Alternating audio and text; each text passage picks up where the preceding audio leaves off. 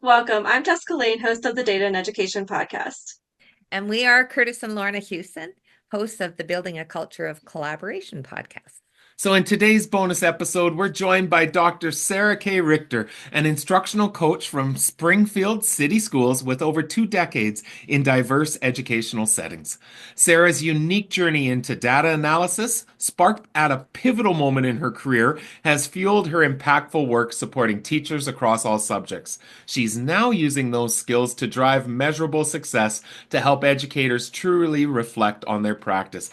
Intentional and purposeful focus on building a culture of collaboration is the secret for leaders striving to make a difference.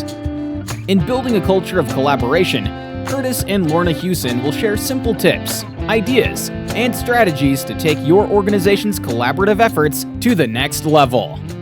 So welcome to this joint podcast venture, Sarah. It's great to have you here. Thank you. It's great to be here. And I'm also super excited to have another Cincinnati representative in the house. Now it's like 2 Cincinnati, 2 Canada. So we balanced out. Balanced now. And we heard, for those that are listening, you're not able to see that Sarah is in a classroom background, but that students are out today enjoying an amusement park while you get to tend to back at the school. Hey, I always have plenty to do, so it's okay. Yeah, isn't that true? Not a complaint. So, Sarah, thank you so much for being able to join. And we know that little bio at the start doesn't really do justice to the work that you have done and are currently doing. Can you just share a little bit about your background in education with us? Sure. I'm a 20-year high school math teacher. I have a sprinkling of college math in there as well. I spent 13 years at a rural school in Kentucky, and then I crossed the river into Cincinnati, Ohio, where I joined a school that was the exact opposite of my previous 13 years. So that rural school was very homogenous, maybe 800 students. This other school was urban, very diverse. It's actually one of the most diverse in the entire state of Ohio. It was about a third white, third black, third Hispanic. So I just jumped right in. Thank goodness everybody was very welcoming. It was exciting to learn that I was adaptable. That's what I learned. I've been there, yeah. And it was there that after about 4 years of being in the high school teaching upper level mathematics, my goal was to actually go into administration. I was a bit of a late bloomer in that regard. It was the 20 years of teaching that I decided to do that. And I wanted to get into curriculum instruction. At that time, the district was building a new school. So while earning those degrees and my licensure, I ended up going with my supervisor and mentor to actually start a new school as the lead teacher for that same district, which is a really awesome and interesting experience. I finished up my degrees in educational leadership and in curriculum instruction, left the classroom after 20 years, and in the last 4 years, 3 of those were spent as an instructional coach. 2 not in my own area. I never even got to be an instructional coach of math until this year. So that was fun. And then there was a year off to build a school. So I also built another school in there. Oh, wow. Yes. I found that being a principal, because they needed a principal too, has never been my goal. But building the school itself and then passing it on to somebody was wonderful. And so I am back at being a curriculum and instructional coach and absolutely loving it. Our bio absolutely did not do justice. Yeah, right. And Sarah, prior to the episode, you also mentioned a book that you've written as well. I did. It was, sorry, there's the bells. If not for anything, it's authentic. Bell sound. Those were not church bells. That was definitely just regular old bells. They're also not dogs barking, so we're good. Right. I'm not going to scare anyone. But so yeah, I ended up when I finished my dissertation, it was over COVID's effects on SLICE students, which is students with limited and interrupted formal education. My kids at the first school that I helped start were all from Guatemala, non-English speaking. So the book was an iteration of my dissertation without all the boring parts, and it was just not quite all the data, that kind of thing. And it was in collaboration with the University of Cincinnati Humanities Department, where it's called Ohio Under COVID. So everybody run out and buy that on Amazon. I did chapter 7. Oh, awesome. Oh, that's super exciting. Well, I love the avenue of curriculum and instruction and the instructional leadership side of things. And that was one of my first steps into instructional leadership too, was really focusing on new curriculum and helping teachers to understand how to navigate that new piece. And I saw Jess's eyes light up with the math teacher from Ohio. There's some connections there too. Yeah. Well, Sarah, when did you realize the value of data, and were you always a fan of being able to use that data to inform your next steps? I think I've always, being mathematically with that math background, I think that just is something I gravitate towards. So yes, oh, there's the other bell. We shouldn't have. This is how we know this podcast is legit. Yeah. And we've not just pulled people off the street. Recording from schools. You were warned. I'm so sorry. What was the question? Well, just thinking about the value of data, and have you always been highly engaged in the use of data, or was that something that came to you at some point? So yes, mathematically, with that mathematical background, I tend to gravitate towards data anyways.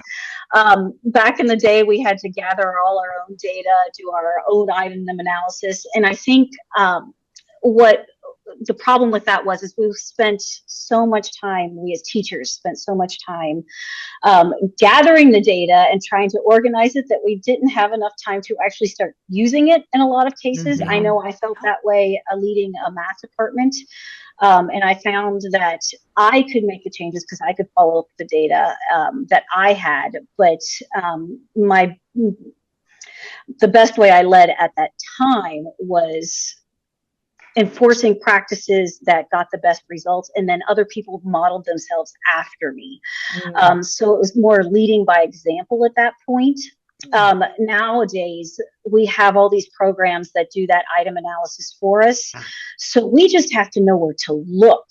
And now we can get into the nitty gritty of how do we use that data and make decisions. And for me, I think, I really realized that when I probably, especially when I was doing the department chair stuff, where I was having to lead the department through ACT scores, where are our deficits, where are our strengths, AP calculus, all those things. And I really dived into where are the strengths, where are the deficits, where can I make decisions, and that started that guidance with the rest of the department. And it's so true that now with some of the technology and the different tools that we have available to us, it's so easy to get to okay, so what is this now saying to us and what could we do about it, which are the two most important questions, not we have to go through this data and analyze it to actually. Do you remember filling out the sheets one kid at a time? Yeah. Everybody comes in with their highlighters and we start drawing it out. I was so glad when they finally had those bubble sheets you could run through the scanner. And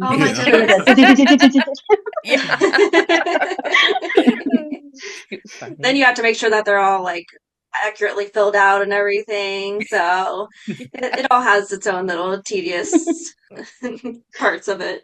So we've talked a little bit about your background in data, but we haven't really gotten too deep into the fact that you also have that skill set of being able to analyze the data and dive a little bit deeper into just the like the spreadsheet, the background aspects of it. So can you tell us more about what led you through the journey that you've gone through in order to, obtain that background and that skill set?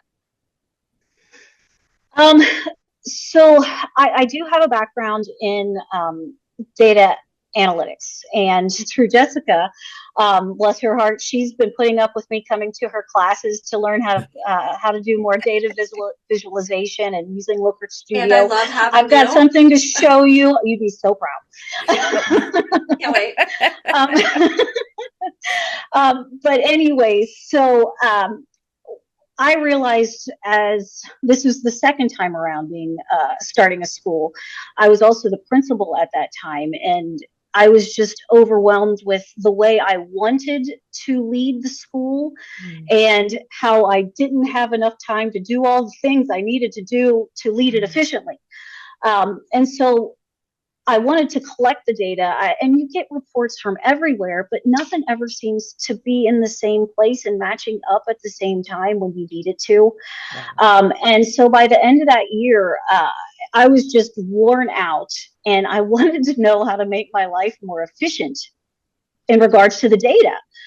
So I actually enrolled in a data analytics course through Coursera. It was an 8 weeks course, and I just learned, and it has been a lifesaver ever since. Now I am much more efficient in gathering that data so that I can now use it just the same way as we have programs that do that for item analysis and things like that. I have that ability on my own to do it, and I have continued that to this day. So yeah, you're so right in that it just helps save so much time if you have that skill set. Just be careful that you don't let too many people know, because eventually you end up with way more hats. I'm really good at saying no. That's a good thing. You need to teach me. Can you teach us that? Yeah. Right. That's a whole nother course. Yeah. So Sarah, I was intrigued with, you'd kind of just mentioned offhand of started an instructional coach, and it was a couple years before I actually started to do it in my key discipline area of math. So Yes. I'm really interested because we've had this conversation with a few different people of, when it comes to the use of data, well, math people get it. They get how to utilize it, but you've had to work with other disciplines. I'd love to hear what are your thoughts on what you've observed around how different disciplines or subject areas approach the data, and what have been some of the unique challenges or insights that you've seen from working with different teachers in different subject areas. Mm-hmm. Sure. I know in my experience, using the data and making decisions is actually it's much more based on personality, I think, where if you have a growth mindset and you're willing to be reflective about the data, you will make decisions and make progress. My job is just to make that data understandable for the teachers. So in that regard, that's where I find more differentiation depending on the different departments. My more ELA-based, social studies-based, they tend to like the visualizations, the graphs, and things like that. Yeah. My math and science people are completely comfortable with the raw data. They like to have filters in it, which is where the data dashboards have really come into play for me. I recently made one for iReady and OST data where teachers could filter out their subject or their classes or IEPs, that kind of thing, so they can make comparisons easily, and they just really glommed onto that. So it all kind of just depends on how their thinking process is. Are they wanting more of a visual representation compared to just the raw data in a spreadsheet? And then their growth mindset will tell you if they can make decisions and be reflective. It's I think interesting. that's such a good point. And it reminds me of when I first started working with teachers on going through like a reteaching plan.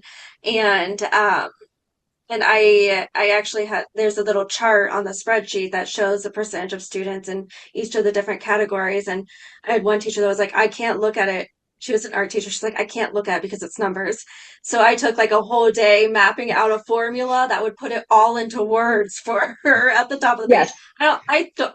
I don't think it was necessarily an aspect of numbers versus letters or differentiation in terms of how it's being presented. I think it goes back to that growth mindset, and it goes back to what I always say. You have to do the pre-work and making sure that you're building that culture of being able to look at data and gain value from data prior to even stepping into something like a reteaching plan. Mm-hmm. Mm-hmm. Yeah. So, Sarah, when we think about the coaching that you're doing with teachers and really knowing that, as you just shared, the request to look through data or to analyze that data coming in different formats, how do you build relationships with teachers to get to that space where you understand them to that point where you can impact those coaching conversations as well? We'll be right back to continue this episode. Looking for practical strategies to use data effectively? Imagine classrooms where learning is personalized, student success is driven by insights, and school culture thrives on informed decisions. Join us for Data in Education, a virtual summit on June 10th and 11th. Discover new strategies from fellow educators and experts on data visualization, data culture, and data literacy. Learn how to create actionable dashboards, foster a positive data-informed culture, and use data to track and celebrate student growth. We are also super excited that Kurtis will be the keynote speaker for this event. This virtual summit is for educators, school leaders, and anyone else who wants to increase their impact on student success. Don't miss this opportunity to learn and collaborate with educators from all over. Register now at bit.ly/Data Summit 2025. And now back to our conversation. So I start off coaching everybody in the same exact way. I want to get in and actually see them in their environment. Mm-hmm. Everybody has very different styles, very different personalities, and I need to figure out what that is. That way, when I get to the point where I want to make some suggestions for their practices, I can give them options that I think will most fit with what they like, and then they can pick from there. That seems to work the best for me. Now, when I initially go in to those classrooms, I have an actual form. I think I got this off Etsy from another coach that was selling it. I wish I could find it and give it to people so she can make some more money, but she deserves it. So it's basically just a form that I fill out where it's what's the teacher doing versus what's the student doing. I can jot down some discussion, follow-up comments and questions for later, that kind of thing. And sometimes I actually record it audio as well so that I can re-listen. It kind of depends on what I'm going into. And then I get back to my office, and in a reflection, I also have a check sheet that just breaks things down into categories. There's an engagement category, an instructional practices category, and a classroom management category with like 10 or more check boxes. And I just check them off. The area that has the least amount of checks is the area that I tend to guide those initial coaching conversations with goal setting. And we set a goal from there, and I'll usually come in a couple more times informally to watch again. And then we start an actual coaching rotation. And as we fill in the check marks, usually we'll end up filling in things from other areas too. So if we're working on instructional practices, usually the classroom management starts to fill in, or the engagement starts to fill in too. So, and it's really cool to show those check marks over time. After, I don't know, like a semester, I'll show them what my initial check marks were. I don't usually show them right at first. And then I show them where they've grown to afterwards. And they're like, that's so cool. And it just gets them all excited. But it's, again, and it works for any subject area. You're just looking at the check marks. You can count check marks no matter what subject area you are.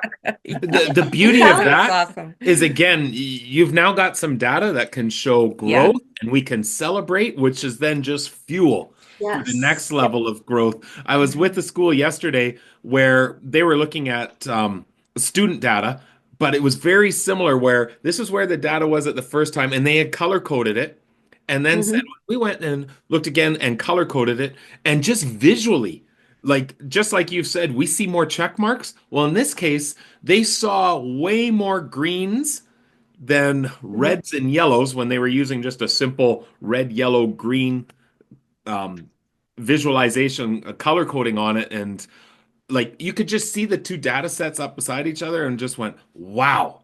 Whatever we're doing. Sometimes keeping it simple is the nicest way to do it. Yeah. Absolutely. Well, and having that checklist of things is also making it really visible too, and measurable. Clear. Yeah, I had to give a quick shout out because I've seen a lot of those checklists before, and where I saw them was in Jim Knight's book, The Impact Cycle. He has a ton of checklists like that. And I've used them before in my instructional coaching as well, and found the same thing. That is just such a nice way to kind of level things out for all subjects.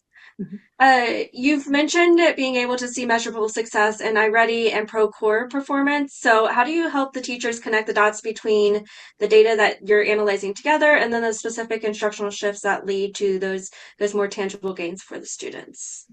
That's a really great question. And I think it really gets to the heart of making data meaningful, is where are we actually seeing the results? Are we getting the results that we want?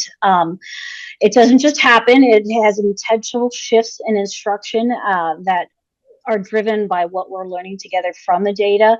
When I sit down with teachers, I don't just point out the scores. Yes, you can look at the scores, obviously, and every single teacher I've ever known wants to look at every single kid and how they did every time. But we need to actually look at the patterns. With my current group, they're pretty reluctant. They came from a coach that they just absolutely loved.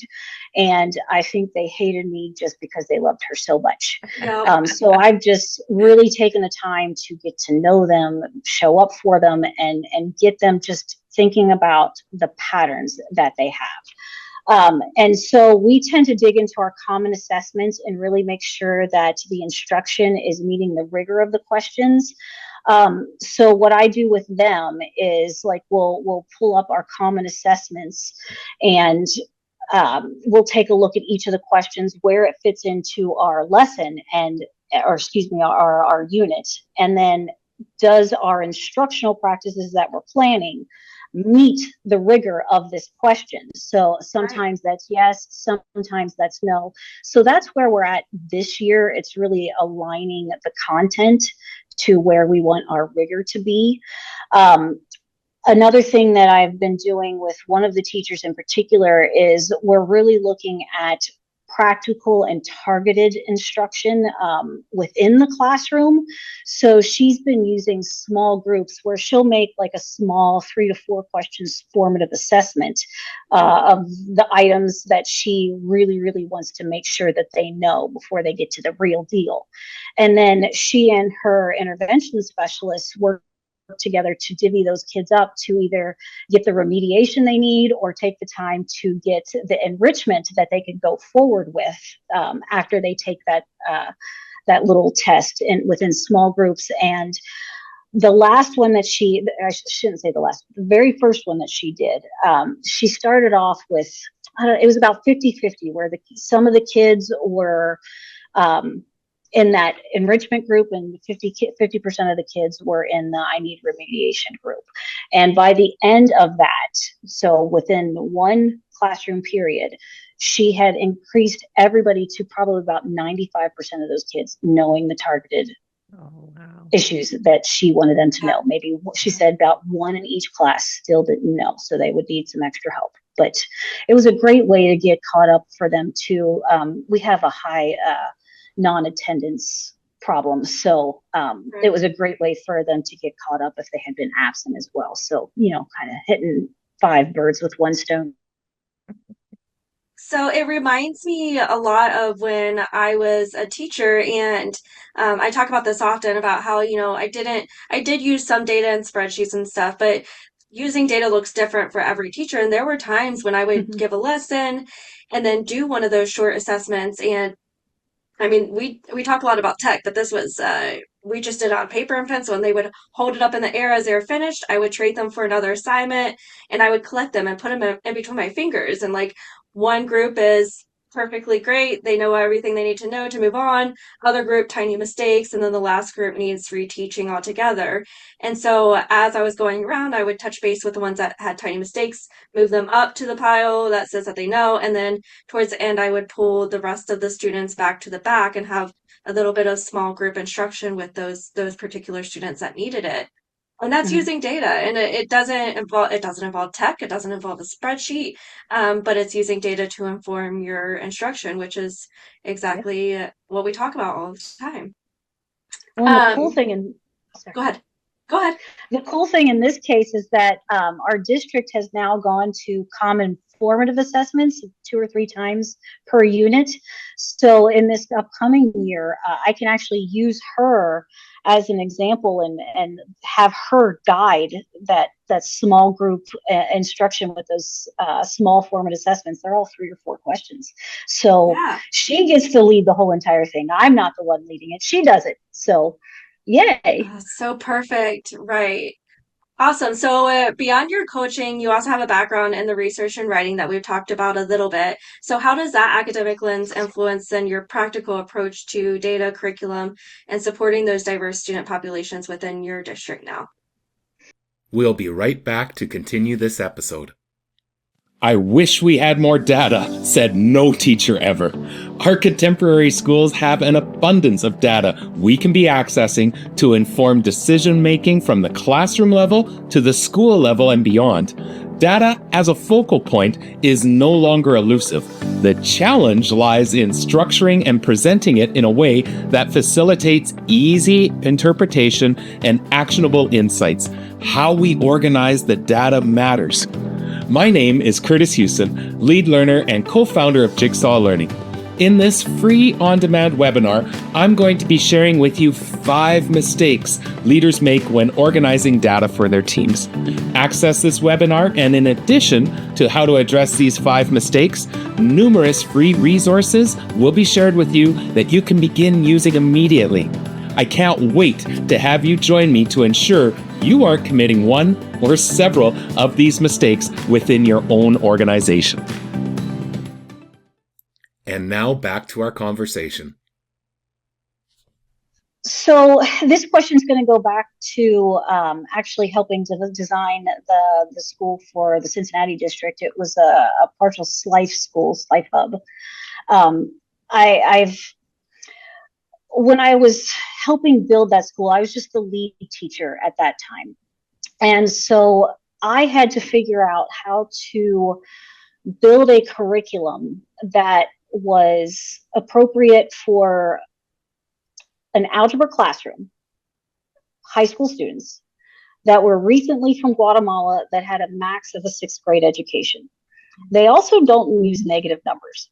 So for those of you with a math background, you might be laughing at the ridiculousness of that entire situation. So, I didn't even know that was a thing. That's wild. That's interesting. Well, I didn't know either until I dug in. Yeah, right. And imagine trying to teach like real world negatives. Like you can't use negative temperatures. Right. They don't have negative temperatures in Guatemala. So I was learning on the fly. So I ended up having to do a lot of cultural background research to feel like I could even dig into some backward lessons design, because I really had to meet those kids where they at, plus raise them up to being able to do algebra. So I mean, I was picking and choosing hard. And so that research really drove the curriculum in my class, and it also helped. This is once again one of those situations where as a lead teacher or previously as department chair, my actions were helping other people, in this case of other contents, take the initiative and model the same type of stuff for their own classrooms, because they were in a bind too. None of us had ever taught EL before. None of us spoke Spanish. It was an adventure, and it was awesome, let me tell you. But I think that was the most practical aspect of how I really started using that research to drive what I was doing in the classroom. And then that later drove what I did when I built a virtual school. I had to really drive into, what are best practices for virtual students, because that's an entirely different thing than your regular everyday classroom. So and I've just continued doing those practices as I've been an instructional coach in areas that are other than my own. I keep doing that research. If I don't know it, I just keep trying. I had a physics teacher that needed to build better rockets. I don't know anything about rockets, and so I can't say I do either. I dug in. We made a wonderful lesson together, and he had the best rockets he had ever had in the last 5 years. So, but it took the research and the time and the planning. I can't just wing it all the time. Yeah. It also takes that passion for learning, right? And I think that when you look at the people who are most successful when it comes to teaching, it's because they love learning, and they're able to then, push that forward to the other teachers and to the students, and just together be on that journey through learning all the things, even the things about rockets. So. And are we coming through now? We had a little bit of a internet glitch there, but you are back. Yay, we're happy to have awesome. you back. We heard everything, and even though we might have been paused visually, we were nodding the entire time. Wonderful. So it's a Sarah, very slow nod. Yeah. We couldn't see the movement. So Sarah, as we wrap up, what would be for anyone that's listening for this or anticipating your session at the Data and Education Summit that we'll get Jess to share here in a little bit, how else can anyone listening or viewing get a hold of you? So I am available under LinkedIn, under Dr. Sarah K. Richter. My professional writings are under that name too. So that's the easiest way to get hold of me. You can also catch me at my email, richtersk at SCSD, that's Springfield City School District, OH for Ohio.org. Excellent. Perfect. And just to share out that you are going to be presenting about enhancing instructional leadership through diagnostic data approaches. And for those of you that have tickets, if you don't, go grab one, hurry. You are going to be able to see that session on June 11th, our second day, at 1 p.m. Eastern. So if you're not in the Eastern time zone, you got to do a little bit of math there, but everyone's a math person. So it's totally fine. You got this. Yeah. And it's not just for your instructional coaches. I mean, it's perfect for principals who want to go in without an OTES rubric, so they're not so intimidating. Yes. Make some real changes at the smallest level. Love it. Awesome, Sarah. Well, this has been an absolute pleasure, and we look forward to further learning with you and wish you all the best as you continue forward. Thanks so much, Sarah. Thank you. Thank you so much for having me. I appreciate it. That was such a great conversation with Sarah, and just hearing her experiences and being able to share how data plays a role in all of those. The one thing that I love that she shared was how she takes the data and manipulates it in a way that is more understandable for a certain perspective or for certain teachers. So she might arrange the ELA data in a different way than she does for the math teachers, which is really appealing to and attending to those learning tendencies. I think that really points to how do we make it accessible and visual for whoever needs to see it. Yes, absolutely. And one thing I love about Sarah is that that passion for learning is just so evident. I mean, it was evident throughout the entire episode. We talked about how she wanted to learn more about her students, how she wanted to learn about opening the schools. There's something else too that I was thinking. Rockets. Yeah. No matter what, take on any challenge, right? But I think that's such a critical mindset. And she pointed towards it of coming into looking at data through a growth mindset of, okay, what is this telling me? What can I learn from this? What are my next steps? And how do I approach that? It again, we've heard this idea of mindset being connected to effective utilization of data over and over and over again. Yeah. Before we close out, I just have to we have to circle back because I brought up the dogs barking for the bell, and people are going to be wondering why I said that. So just give a very brief overview of that story, Chris. Absolutely. Great and one. Shout out to the amazing team at Fairview High School. I was in their school, and in the last 2 days, they've been testing bells in their intercom system, and I found out that one of the bell sounds that could be put through for their bell schedules was dogs barking, and there was lots of giggling happening around the school, and then a little bit of a "we're not going with that, are we?" as when the bell that would normally be the doon doon doon was instead and teachers and students who, if any had ever had a run-in with a dog that was not a favorable one, all of a sudden trauma-inducing. Trauma being triggered all over the school. So, oh my goodness. Yeah, if you are a school with dogs barking as your bell, great on you. I don't think it's going to happen at Fairview High School. Probably not. Okay, well, one more thing that I do want to make sure that we point out is that Sarah, once again, is going to be presenting at our summit. So make sure that you get tickets. We'll have the link in the show notes. And just a quick reminder, I'm going to say this every few episodes. You get a free copy of Kurtis and Lorna's book, Collaborative Response, if you get that live and replay ticket. So jump in there. That'll be super valuable when it comes to the keynote that Kurtis will be giving during the summit. So definitely get a ticket. It's been interesting through this series of I'm intrigued to go and listen to each one of our speakers now just to dig in deeper and see some of the real practical steps for a lot of the concepts they're sharing. Yeah, I'm excited. All right, until the next one, Jess, take care, and we will see you again soon. See you soon. Jigsaw Learning, founded by Kurtis and Lorna Hewson, is a team of educators who work with schools, districts, and educational leaders to establish collaborative response to ensure success for all students. Because every child deserves a team.